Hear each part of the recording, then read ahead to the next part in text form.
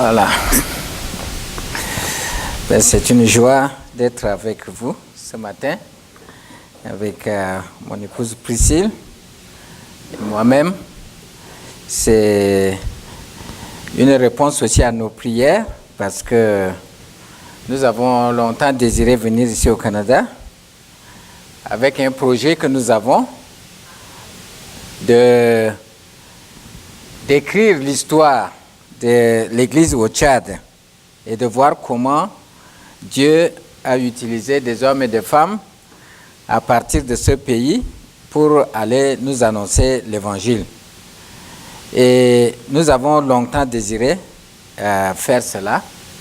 Et Dieu a permis que nous puissions trouver une occasion avec notre frère Bill, qui était aussi au Tchad et dans notre propre village, région, dans notre propre langue, pour travailler à l'imprimerie. Et comme cela, nous avons pu traduire l'ouvrage d'un de nos missionnaires qui était le premier au Tchad. Alors le Canada est un peu comme notre pays mère, parce que les premiers messagers de l'Évangile étaient partis de ce pays. Donc nous sommes dans la joie d'être avec vous ce matin et nous remercions particulièrement Dieu pour le privilège qu'il nous a donné de faire ce voyage. Merci à Bill et Nancy qui nous ont accueillis. Ça nous a rappelé nos temps aussi au Tchad. Et merci aussi pour cette communauté. La joie d'être avec vous et de partager la parole de Dieu ce matin. Évidemment, quand nous voyageons, moi je voyage beaucoup, comme Bill venait de dire, partout où je vais, les Tchadiens ou bien les autres pays que je rencontre disent « Bon, mais quand tu vas dans tel pays, tu trouves nos frères et sœurs, tu les salues. » Donc c'est l'occasion de vous dire bonjour de l'Afrique, de vos frères et sœurs qui adorent le même Seigneur que nous et qui aiment le Seigneur et qui vous saluent. Ce matin, comme c'est un dimanche de fête, des mères, et une des choses que j'ai aussi beaucoup apprises depuis que j'ai quitté l'Afrique, nous avons aussi des fêtes, des célébrations là-bas, mais j'ai beaucoup aimé certaines célébrations dans cette partie du monde, que ce soit aux États-Unis ou ici au Canada, les fêtes comme les fêtes de remerciement, le Thanksgiving, j'aime beaucoup parce qu'on mange beaucoup de dinde. C'est bon, c'est une bonne fête. Et bon, mais au-delà de la nourriture, ce qui est bien, c'est que pour une fois, des personnes peuvent s'arrêter et dire merci à Dieu. Et quand j'étais reparti au Tchad, j'ai dit, ça c'est des choses que nous devons faire. Nous arrêter et dire à Dieu merci. Malgré les peines, malgré les guerres, malgré la pauvreté, malgré tout ce que nous avons de mauvais dans ce monde, il y a une place de s'asseoir, de s'arrêter et de dire merci à Dieu. La fête des mères est l'une de ces fêtes aussi. Nous en avons aussi au Tchad, mais peut-être pas de la même manière. Mais j'ai appris pendant toutes ces fêtes, surtout quand c'est la fête des mères ou des pères, de m'arrêter et de penser à mes parents. De m'arrêter et de penser à mes parents. Et c'est un peu autour de cela que j'aimerais m'entretenir avec vous ce matin, pour qu'ensemble nous puissions voir, réfléchir à partir de la parole de Dieu, qu'est-ce que nous pouvons retenir de ce que notre maman nous a laissé. Quel souvenir? Se souvenir du meilleur message de sa mère. J'ai été enclin à réfléchir à cela moi-même parce que chaque année, je réfléchis, je pense à ma vie dans la famille, ma vie d'un enfant de pasteur qui a grandi dans un contexte, un environnement de pasteur. Et puis après, j'ai été un peu révolté, j'étais allé dans le monde, mais j'ai compris comment mes parents m'ont aimé. Et ma mère surtout devait me parler tranquillement et m'aider à revenir au Seigneur. Alors je voudrais dans un premier temps dire un témoignage de mes parents. Et ensuite, lire quelques passages, au moins 3 passages de la Bible qui parlent de l'influence de ce qu'une mère peut avoir pour ses enfants. Et de voir comment un enfant, enseigné par sa mère, par ses parents, peut être un fruit, un produit que la société peut utiliser ou l'Église peut utiliser. Dans un premier temps, un témoignage. D'abord, de mon père. Quand les missionnaires étaient arrivés en 1927 au Tchad, mon père les a rencontrés, mais au travers d'un autre Tchadien qui était converti et qui était envoyé comme un missionnaire dans mon village. Donc, Priscille et moi, nos 2 villages sont à une distance de 25 km, comme cela, pas très loin.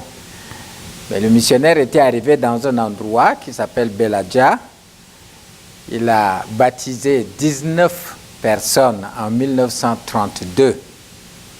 Parmi les 19 personnes, il y avait 3 femmes.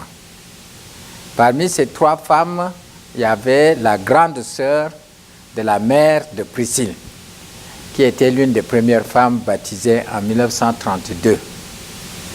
Ensuite, il y a eu un autre baptême en 1935. Et à partir de là, les gens qui sont baptisés, il les a formés et il les a envoyés comme des missionnaires dans les autres villages. Et quelqu'un du village, donc de ma femme Priscille, est parti dans mon propre village. Et là, il a annoncé l'évangile. Et c'est comme cela que mon père a écouté l'évangile.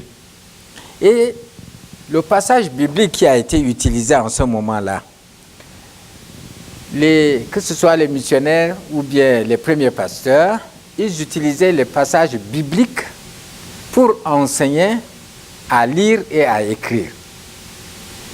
Alors le passage biblique qui a été utilisé pour enseigner à lire à ces jeunes garçons qui venaient à la classe, comme on appelait en ce moment, c'était dans Marc chapitre 8, versets 34 à 38. Non seulement ce passage a été utilisé pour enseigner l'alphabet, mais le message qu'il y a là a interpellé aussi ces personnes qui venaient apprendre à rencontrer Jésus. Le verset 34 de Marc chapitre 8 se lit comme suit. Puis, ayant appelé la foule avec ses disciples, il leur dit, « Si quelqu'un veut venir après moi, qu'il renonce à lui-même, qu'il se charge de sa croix et qu'il me suive. Car celui qui voudra sauver sa vie la perdra, mais celui qui perdra sa vie à cause de moi et de la bonne nouvelle la sauvera. » Verset 36. « Et que sert-il à un homme de gagner tout le monde s'il perd son âme? Que donnerait un homme en échange de son âme? Car quiconque aura honte de moi et de mes paroles au milieu de cette génération adultère et pécheresse, le Fils de l'homme aura aussi honte de lui quand il viendra dans la gloire de son Père avec les saints anges. » Mon père me disait, c'est le verset 36. Que sert-il à un homme de gagner tout le monde s'il perd son âme? Que donnerait un homme en échange de son âme? 1935, là-bas. Alors je demandais à mon père, mais comment il imaginait le monde? Parce que de son village jusqu'à la grande ville où moi j'étais, où les Francis étaient, ça fait 60 km. Mais c'est là seulement qu'il vivait. Ils disent, bon, c'est ça son monde. Mais si on peut gagner même tout ce monde, mais on va perdre son âme, l'éternité, que sert-il? Qu'est-ce qu'on a de bénéfices qu'on peut récolter de ce gain dans le monde? Cela a affermi ma foi bien des années après, quand je devais moi-même prendre l'avion pour la première fois dans ma vie en 1971 pour aller en France. Je voyais un autre monde. Après, j'allais dans d'autres pays, je voyais des mondes.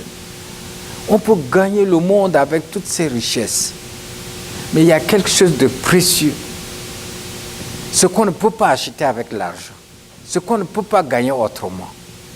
Son âme, tout ce qu'on est, tout ce que Dieu a créé est destiné pour l'éternité. Alors le meilleur de mon Père ici, Dieu m'en souvient, c'est d'être déterminé à se souvenir et à garder ce qu'il y a de meilleur. C'est le salut éternel. Dans tout ce qu'on peut faire, l'éternité est le meilleur choix. Ma maman m'a parlé souvent de la décision de suivre Jésus. Et alors, il y a déjà 6 ans qu'elle est décédée, 1 an seulement après mon père. Ils ont servi le Seigneur comme pasteur pendant 40 ans, avant que nous autres, les jeunes, puissions accepter d'aller aussi nous former et suivre le Seigneur. Quand elle était 1 an avant sa mort, ses petits-enfants lui posaient la question, « Grand-maman, quel est ton chant préféré? Quel est ton chant préféré ?» Alors elle répond, spontanément elle répondait, « J'ai décidé de suivre Jésus. » Oui, j'ai décidé de suivre Jésus. Alors, ce chant a été traduit dans notre langue en Gambaï. Et c'est ce chant qu'elle a entonné. Mama ugo Jésus, ngolo gom griel. Mama ugo Jésus, ngolo gom griel. Mama ugo Jésus, ngolo gom griel. Mamo jinjang, mamo jinjang. Oui, j'ai décidé de suivre Jésus. Oui, j'ai décidé de suivre Jésus.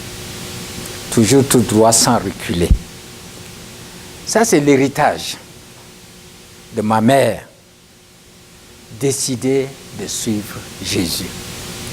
De quoi peut-on se souvenir de sa maman? Il y a beaucoup de choses. Évidemment, quand on éduque un enfant, il y a beaucoup de choses qui se passent. Il y a des punitions, il y a des réprimandes, il y a beaucoup de choses qui peuvent se passer. Et un enfant peut retenir beaucoup de mauvaises choses. Et l'esprit humain aussi retient facilement les mauvaises choses que de bonnes choses. Mais je m'efforce à dire que dans tout ce que je peux recevoir comme réprimande, comme punition de mes parents, le désir, c'est de me souvenir de quelque chose qui est le meilleur. Une seule pensée, une attitude, une parole qui me fait du bien. On dit chez nous, je pense que c'est partout aussi, un de mes collègues pasteurs dit, mais pourquoi on ne dit pas qu'on a la langue paternelle? Mais on dit, on a toujours sa langue maternelle. C'est de la mère que les premières paroles sortent. Alors pourquoi? Quelle est ta langue? Ma langue maternelle, c'est ça. Parce que ce sont les premières paroles qui sortent de la bouche des parents, du père et de la mère. Ça sort d'abord de la maman. Depuis la naissance, la maman commence à parler à son enfant. Cela amène nos mamans dans une situation très très délicate de responsabilité. Les paroles communiquées. Et la maman parle dans une certaine tendresse à ses enfants. J'ai retenu de ma mère, et j'encourage les uns les autres à retenir de leur maman une parole, une pensée, ce qui nous a fait du bien. Comme dans mon cas, ma mère nous a parlé de la décision de suivre Jésus pour ne jamais reculer, d'aller de l'avant. On ne se donne pas au Seigneur pour quelques moments et puis on s'arrête. Parce que quand moi-même, j'ai commencé à rentrer dans la vie, j'ai quitté mon village pour aller dans la capitale et puis j'ai renoncé à la foi chrétienne. Ma maman a su me parler pour me ramener, pour m'aider à repenser à ma décision de suivre le Seigneur. Ça, c'est une partie de mon témoignage. Je prends plusieurs cas, plusieurs versets. La deuxième mère Je cite un exemple, la première mère, parce que c'est de la Bible, ce que je viens de dire est mon témoignage personnel. Les trésors du cœur d'une mère, je le vois dans Marie, la mère de Jésus. J'aime beaucoup le cantique de Marie. Quand Marie savait, par l'ange, qu'elle devait avoir un enfant, la réaction à cette bonté, à cette grâce de Dieu, traduit le cœur d'une mère. Cela, nous le trouvons dans Luc chapitre 1, les versets 45 à 58. Je discerne dans ces passages comment une jeune femme rurale a pu parler de Dieu de cette manière. L'évangile selon Luc chapitre 1, le verset 45 à 58. 45. Heureuse celle qui a cru parce que les choses qui lui ont été dites de la part du Seigneur auront leur accomplissement. Ça, c'est Élisabeth qui disait cela à Marie. Verset 46. Et Marie dit, mon âme exalte le Seigneur et mon esprit se réjouit en Dieu, mon Sauveur, parce qu'il a jeté les yeux sur la bassesse de sa servante. Car voici, désormais, toutes les générations me diront bienheureuse. Parce que le Tout-Puissant a fait pour moi de grandes choses. Son nom est saint, et sa miséricorde s'étend d'âge en âge sur ceux qui le craignent. Il a déployé la force de son bras. Il a dispersé ceux qui avaient dans le cœur des pensées orgueilleuses. Il a renversé les puissants de leur trône, et il a élevé les humbles. Il a rassasié de biens les affamés, et il a renvoyé les riches à vide. Il a secouru Israël, son serviteur, et il s'est souvenu de sa miséricorde, comme il l'avait dit à nos pères, envers Abraham et sa postérité pour toujours.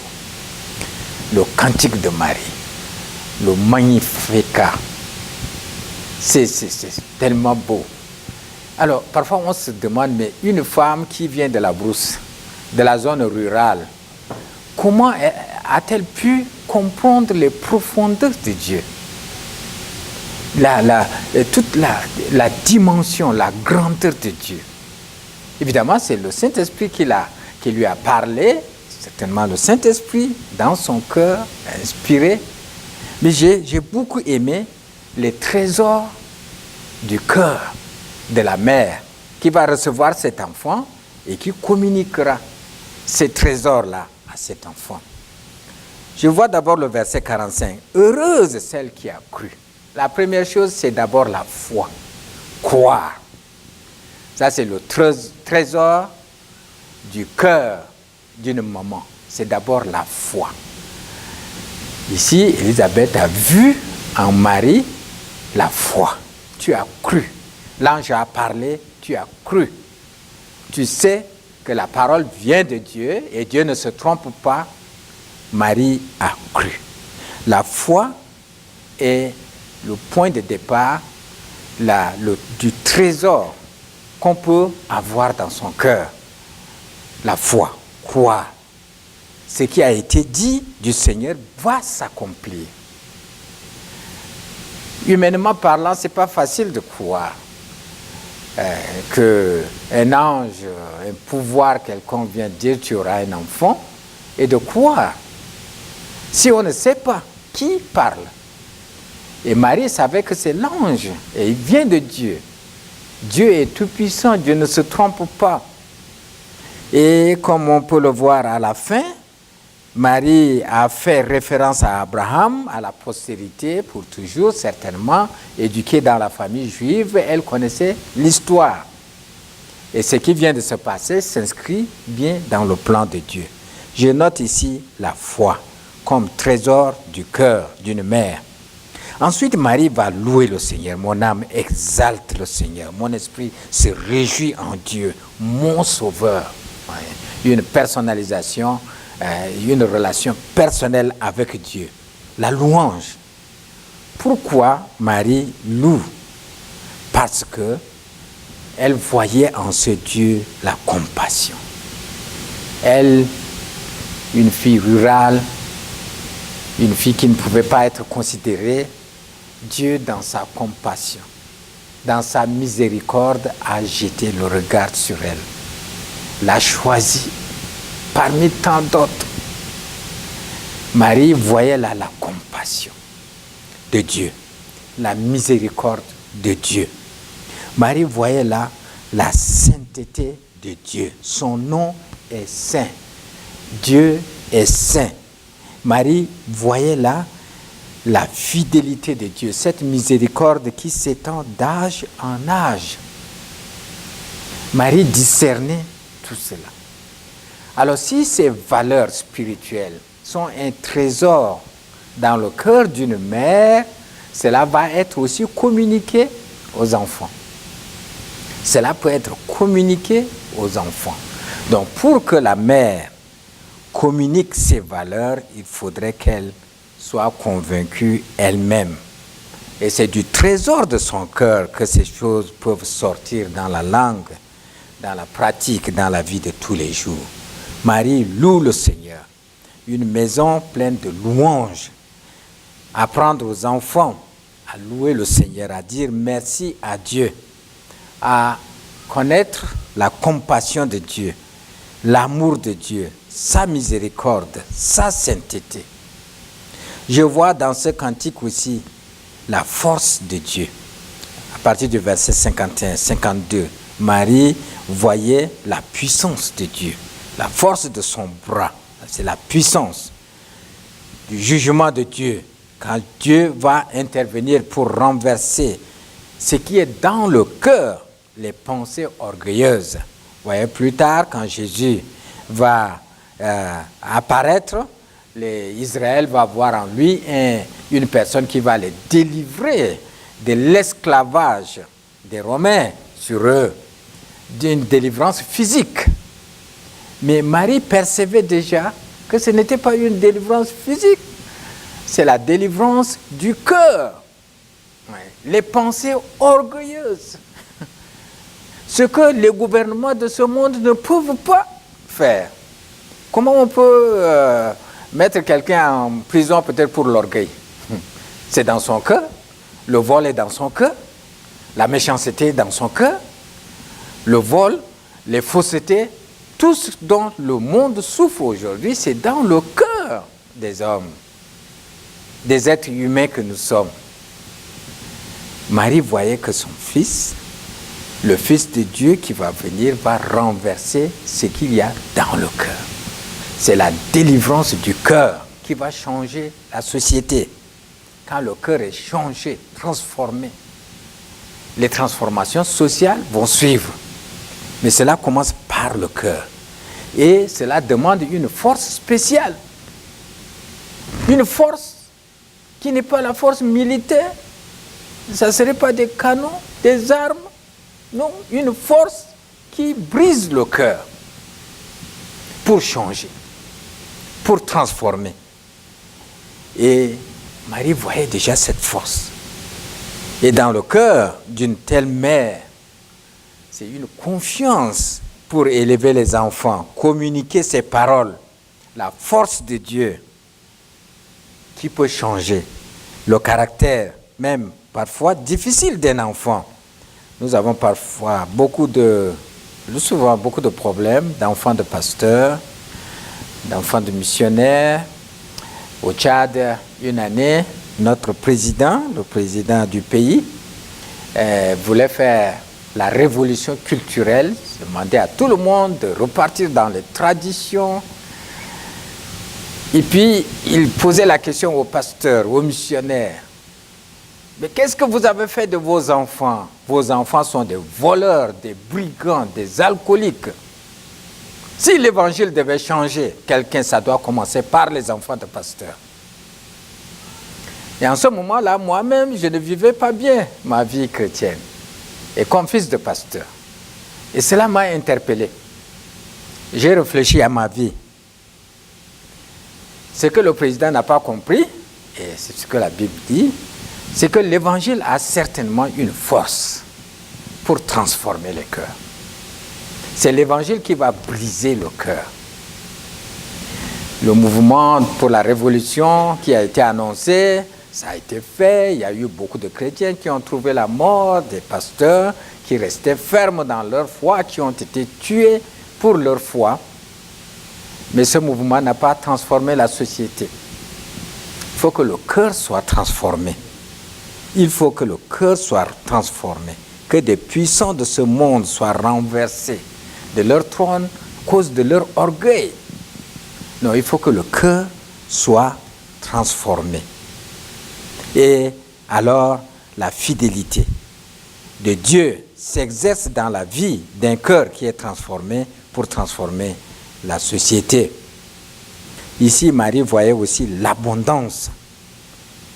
Il rassasie de biens les affamés. Il a renvoyé les riches à vide.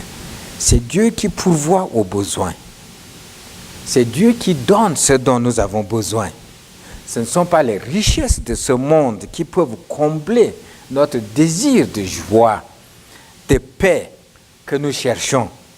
C'est Dieu qui nous comble. Nous pouvons avoir faim physiquement, mais aussi on a faim, on est assoiffé de justice, de paix. On désire, on aspire à une vie tranquille. Tout cela, il n'y a que Dieu qui peut remplir nos cœurs.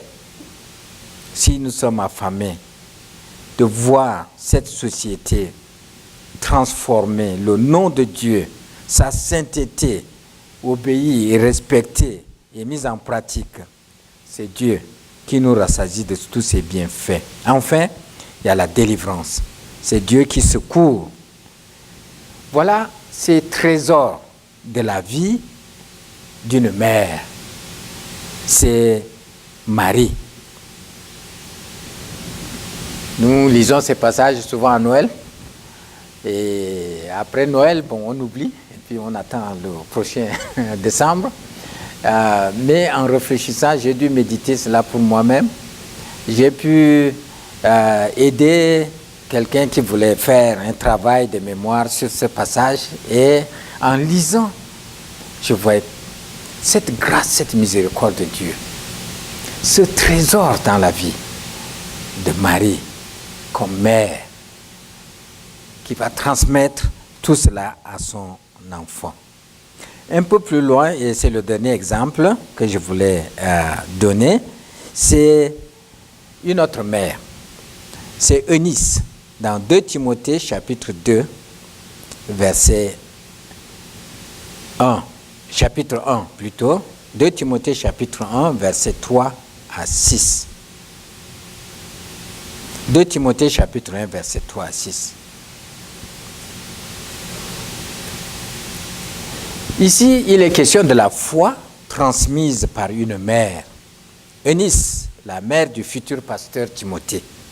2 Timothée chapitre 1, verset 3 à 6, il lit ceci. « Je rends grâce à Dieu que mes ancêtres ont servi et que je sers avec une conscience pure, de ce que nuit et jour, je me souviens continuellement de toi dans mes prières, me rappelant tes larmes et désirant te voir afin d'être rempli de joie. » Verset 5, « Gardant le souvenir de la foi sincère qui est en toi, qui habita d'abord dans ton aïeul Loïs et dans ta mère Eunice, et qui, j'en suis persuadé, habite aussi en toi.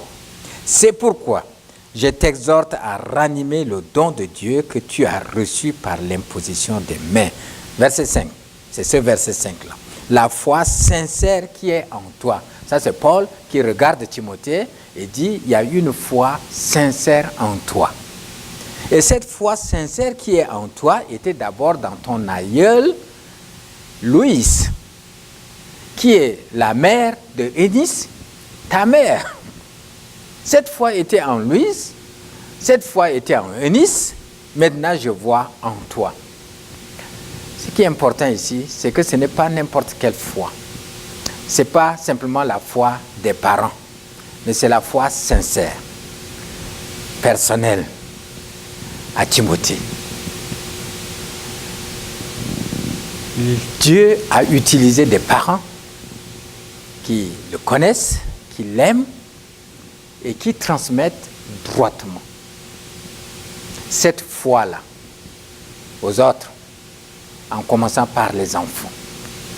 la communication de la foi. Et que cette foi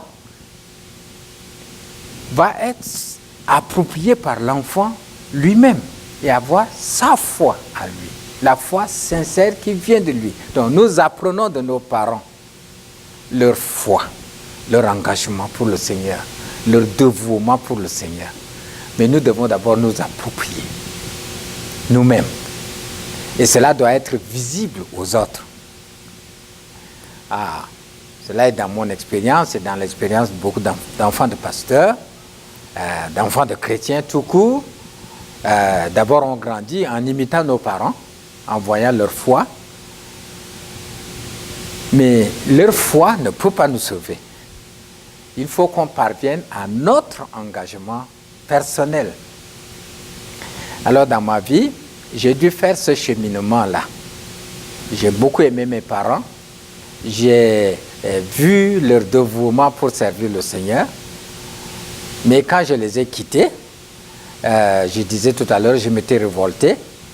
Et je disais, le sujet de ma révolte n'était pas que j'ai manqué du pain, ou j'ai manqué d'habits, ou j'ai manqué de quoi. J'ai été bien éduqué dans le contexte de l'église, parce qu'il n'y avait même pas d'école dans mon village. Mais j'apprenais déjà à lire et à écrire dans l'église. Parce que l'église était l'endroit où on apprenait à lire et à écrire. J'apprenais à lire et à écrire dans ma langue, même avant d'aller à l'école française. Donc j'avais beaucoup de choses, des privilèges que j'avais déjà. Mais je n'ai pas beaucoup aimé les prières de 5 heures du matin. Parce qu'il faut se lever à 5 heures du matin, faire la prière avant d'aller à l'école. Alors ça, je n'ai pas beaucoup aimé. Et quand j'ai quitté mes parents, j'ai dit, oh, la belle matinée. Je peux maintenant dormir. Plus de prières de 5 heures du matin. Donc, je m'étais relâché. Je ne priais plus. Je suivais mes amis. Et puis, j'allais au collège. Bon, on appelle ça le collège, mais c'est le lycée. Et là, j'ai trouvé un groupe de jeunes qui m'ont invité à venir dans leur réunion. Alors moi, fils de pasteur, les gens te voient, disent que tu es chrétien parce que tu es fils de pasteur. Mais ils ne savent pas que toi-même, tu es en train de lutter encore. Alors, ces jeunes m'ont invité. Et la première lecture que j'ai eue, la lecture biblique, c'est 2 Pierre 3, 9, qui dit simplement que Dieu est patient, ne voulant pas que vous périssiez, mais que vous parveniez à sa connaissance. Donc la patience de Dieu. Je me suis dit, mais avec tout ce que je fais, déshonorant même mes parents, Dieu me laisse encore en vie. Ça, c'était le début de mon changement. Mon expérience personnelle maintenant, que Dieu est patient avec moi. Il ne désire pas ma mort, mais il veut que je vienne à lui. Alors j'ai commencé à refaire le pas. Et en pensant à mes parents, disant, mais ils m'ont enseigné, ils m'ont tout donné. Pourquoi suis-je en train d'aller plus loin de la parole de Dieu? Ça a été le début de mon retour dans la maison et de faire maintenant une expérience personnelle de ma foi. Ce n'était plus la foi de mes parents, mais mes parents ont été pour quelque chose dans l'enseignement, dans leur vie, pour que je puisse voir la réalité de la foi chrétienne dans la vie de mes parents. Mais il fallait que je décide moi-même un jour dans ma vie. Ici, certainement, Louis a communiqué la foi à Eunice. Eunice a communiqué la foi à Timothée. Maintenant, dans la vie pratique de Timothée, Paul a vu en Timothée une foi sincère. La foi sincère. La manière dont nos parents nous amènent à une foi sincère. Une décision personnelle, aimant le Seigneur nous-mêmes. Ce passage m'a toujours fait du bien. Et en l'enseignant pour moi-même, mon épouse et moi, avec nos enfants, comment transmettre cette foi-là fidèlement à nos enfants pour qu'eux-mêmes ils prennent leur décision de suivre le Seigneur. Mais il faut une base, des parents qui aident les enfants à connaître le chemin du salut. D'ailleurs, on voit ici, les commentateurs ont dit que l'arrière-plan ici, Eunice, certainement, son mari n'était pas chrétien. Mais c'est Eunice qui a dû communiquer la foi à son garçon, à son fils, Timothée. Cette foi qu'elle avait. Cela veut dire aussi que parfois dans des familles, même non chrétiennes, c'est lui ou celle qui a la foi doit communiquer cela. Et enfin, et je vais terminer par cela, Paul a cueilli maintenant le fruit qui a été bien entretenu dans la maison. Paul a trouvé Timothée. Et quand il a trouvé Timothée, il a bâti sur cette foi-là que Timothée avait de sa mère Eunice.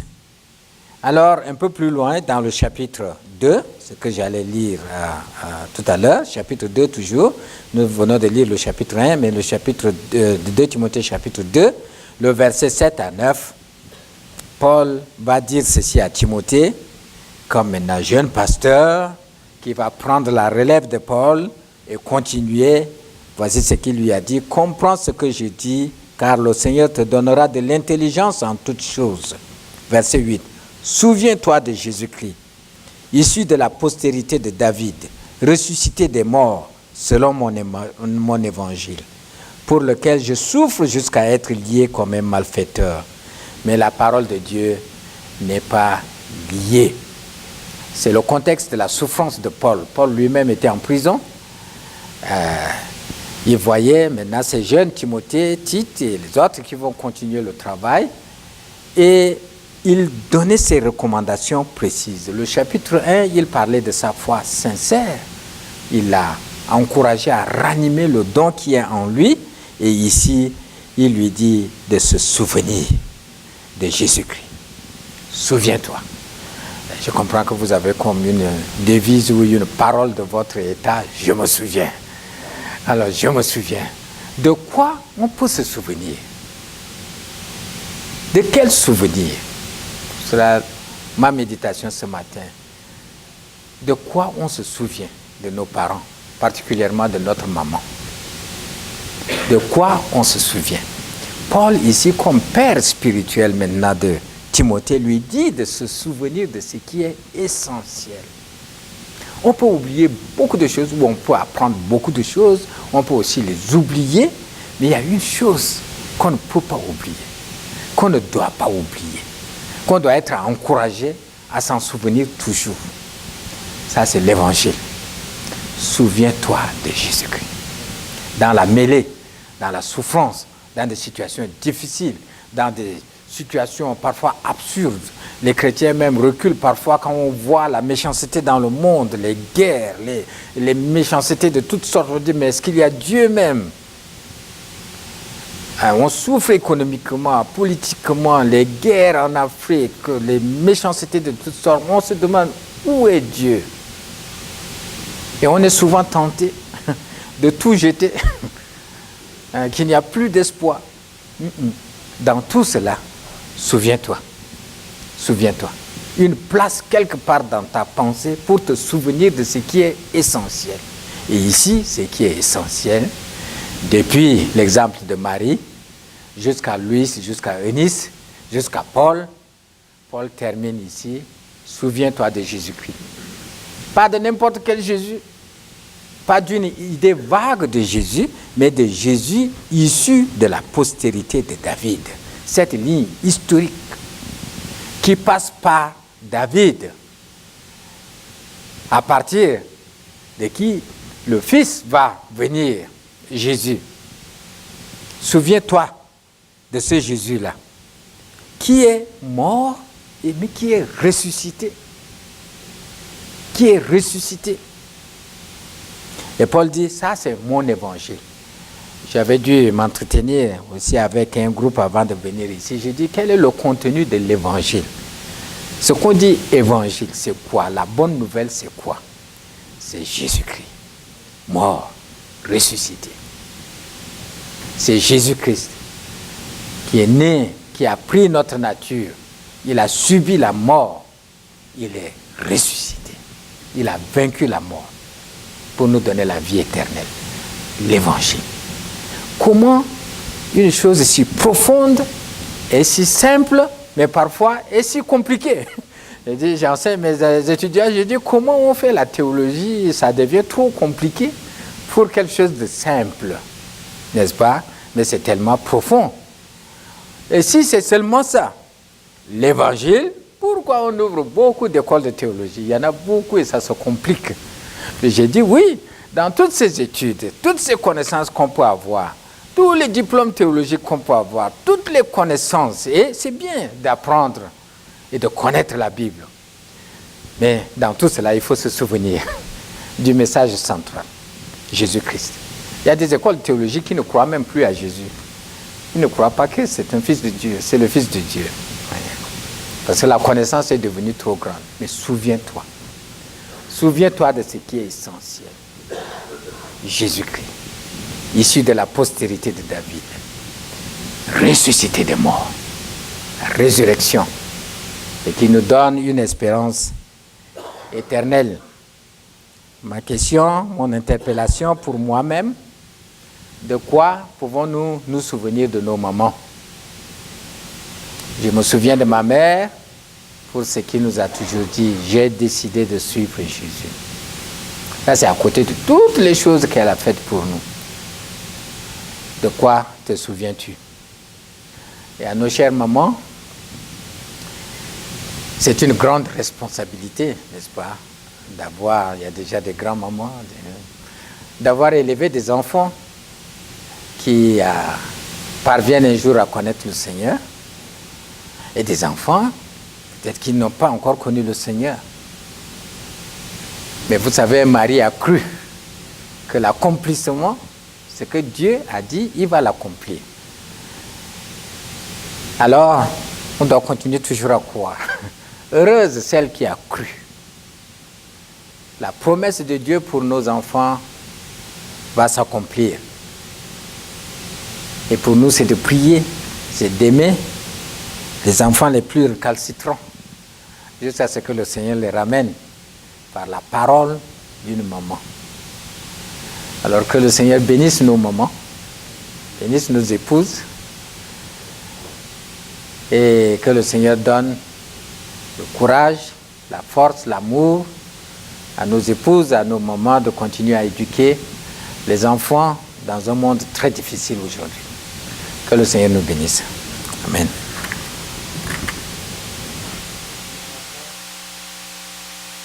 Nous prions ensemble. Seigneur notre Dieu, il est bon de lire ta parole et de laisser ton esprit nous instruire en toute sagesse. J'ai parlé par le privilège que tu m'as donné. Et je prie que ton esprit qui m'a donné de dire ces paroles, que ce soit ton esprit qui aide mes frères et mes sœurs à retenir ce qui est essentiel et à répondre à l'interpellation qui vient de toi-même. Je prie, je te bénis pour nos mamans, je te bénis pour nos épouses, je te prie pour et te bénis pour nos sœurs, nos filles.